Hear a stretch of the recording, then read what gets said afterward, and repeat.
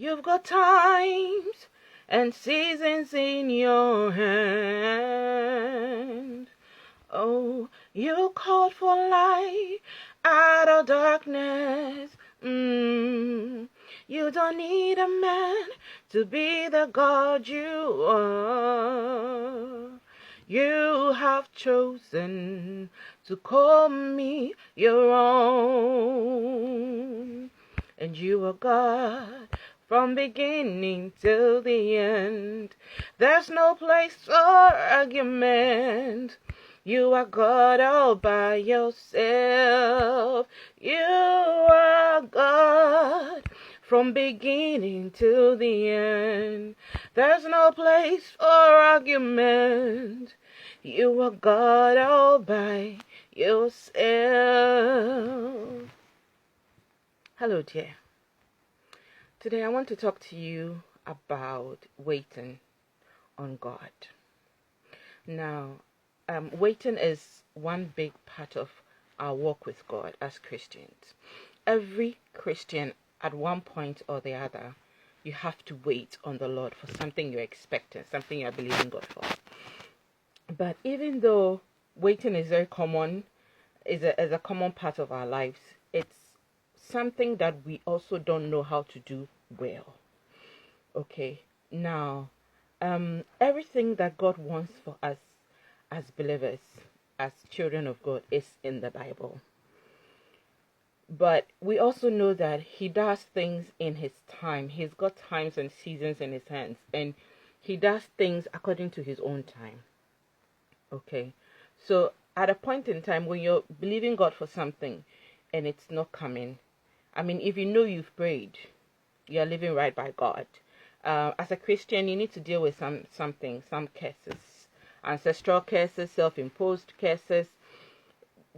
There are so many things you need to deal with. But if you know you've dealt with all those things, you're praying and believing, and still you're not receiving what you're expecting, then it's possible that God, in His infinite wisdom, will do it at its own time. Okay. But during that time of waiting, if you don't wait well, you won't get what you want, or you won't get it well. Now let's look at it this way. Let's say you come back from town, you're starving, so you decide to put a pot of rice on fire. Now, because you're hungry and in a hurry, you probably put the rice on fire. You put too much water inside. I mean, more than you're supposed to. Now you are there every minute checking to see, is it boiling? Is it getting ready? And for some reason, the more you get impatient, the slower the food takes to get ready. I don't know. I mean, so you go and you're like, it's still not boiling. It's still not ready. What's going on? You tend to increase the fire. And then, even though you're pacing up and down, the rice is taking its time to get ready. Now, what happens is, at the end of the day, you probably have rice that is bent because you increased the fire because you wanted it to cook quickly, or because you were impatient, you added more water, so you have rice that has too much water, more than what you want. The rice is ready, but you're all cranky, you're upset because the rice is even bent, and you're not happy with the end product. Now let's look at the other way. You're starving, you put rice on fire. You know the rice has to take its time, it needs its pace. So you put the rice on fire. You take your time, right amount of rice, right amount of salt, of oil if you want to, right amount of fire, and you leave it. Now while you're waiting, you decide to clean up the room. Maybe you left in the morning in a hurry, so the whole place is messed up. So you go, you clean up, you tidy up, you pick one or two things from the floor, you fold and all that. Now, before you realize, the rice is ready. It's not that it went faster because you weren't looking. It's because you occupied yourself doing something. And so now you have rice that is perfectly cooked. You have a room that is perfectly fixed, clean, and you are happy with yourself, okay? So you have your cooked rice, you're happy with yourself because at the end of the day, you've cleaned the room and you're satisfied, you're proud of yourself. You sit down and you enjoy your food.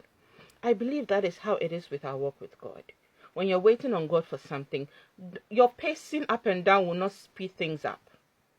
Okay? It won't speed God's time. He doesn't need you to be God. He'll do it in his time. Your impatience will not speed things up. Now, what most times happens is that you probably go and find your own way of doing things, and then you end up with a burnt rice or rice with too much water. Okay, but you wait on God. You do something while you're waiting. Are you a graduate? You're looking for a job. Do something. Find something to do. So at the end of the day, you have your perfectly cooked rice, and then what you did while you were waiting also has its benefit. It will come with a benefit. Okay, you'll be blessed from there. You get some experience from there. I believe I'm communicating. Am I making sense? So let's utilize our waiting period. At the end of the day, you have a perfectly cooked rice, a cleaned room, and not a cranky person to enjoy that food, but a very happy person to enjoy that food. God bless you and have a wonderful week. Bye.